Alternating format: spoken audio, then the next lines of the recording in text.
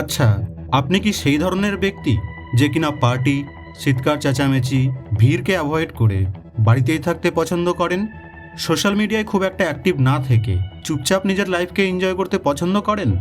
যদি হ্যাঁ, তাহলে আজকের এই ভিডিওটি আপনার জন্যে। লোকেরা ভাবে যে এটি হয়তো অলসতা বা লাজুক স্বভাবের কারণে হয়, কিন্তু আপনি কি জানেন যে আসলে এটি একটি বুদ্ধিমানী স্বভাব? So let's begin.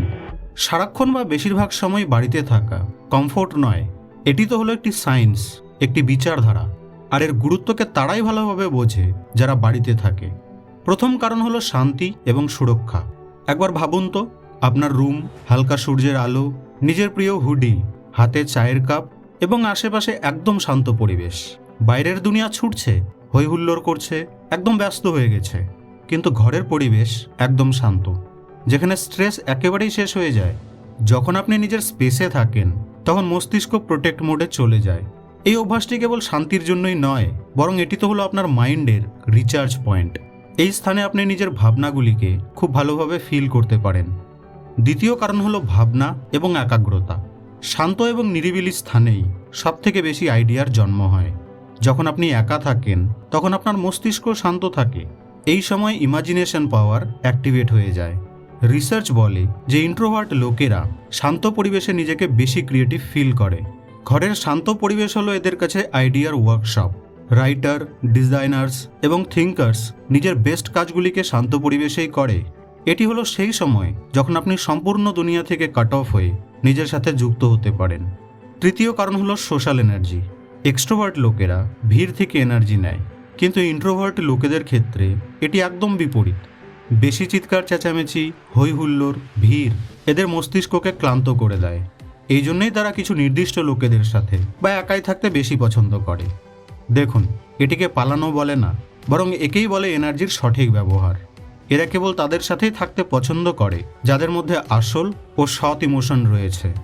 এই জন্যেই সারা দুনিয়া কতই কোলাহলে থাকুক না কেন, এরা সবসময় শান্ত ও ব্যালেন্সড থাকতে পারে। চতুর্থ কারণ হলো নিজের ইমোশনের রক্ষা।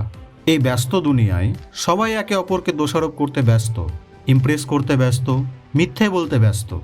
বাড়ি, স্পেশালি আপনার রুমটি হলো এমন একটি জায়গা যেখানে আপনি মাস্ক ছাড়াই থাকতে পারেন। এখানে কেউ আপনাকে জাজ করে না, মিথ্যে বলতে বাধ্য করায় না, দোষারোপ করার সুযোগ দেয় না। এই স্তব্ধতা আপনার ইমোশনকে ঠিক করে, আপনার মস্তিষ্ক ক্লিয়ারলি ভাবতে পারে, স্ট্রেস কম করে।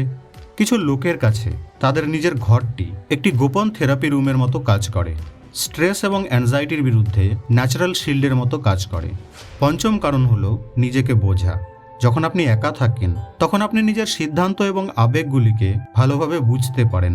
প্রতিটি ব্যক্তির ভেতরে এক আওয়াজ থাকে, কিন্তু সেই আওয়াজ তখনই শোনা যায় যখন বাইরের পরিবেশ শান্ত থাকে।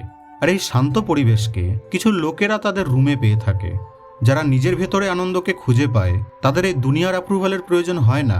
এটি আসলে এক প্রকার হিডেন সুপার পাওয়ার, আর এই সুপার পাওয়ার এদের কাছেই আছে।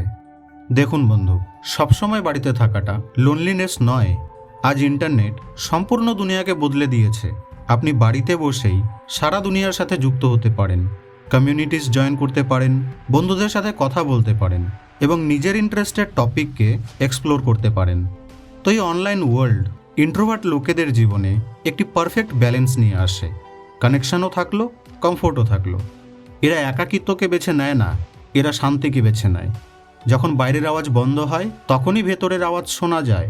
ঘরের সাইলেন্স হলো এক প্রকার আয়না, যেখানে আপনি আসল আপনিকে দেখতে পান।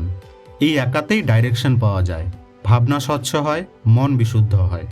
তো নেক্সট টাইম যদি কেউ বলে যে যাও বাইরে গিয়ে লোকেদের সাথে মেলামেশা করো, তবেই তো দুনিয়াকে জানতে পারবে, তো ব্যাস মনে মনে এটাই ভাবুন যে আপনার মস্তিষ্ক তার থেকে বেশি ভালোভাবে কাজ করছে।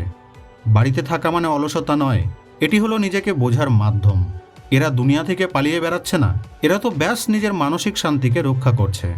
আর আজকের এই ফাস্ট ফরওয়ার্ড ওয়ার্ল্ডে এটি সত্যিই একটি রিয়েল সুপার পাওয়ার।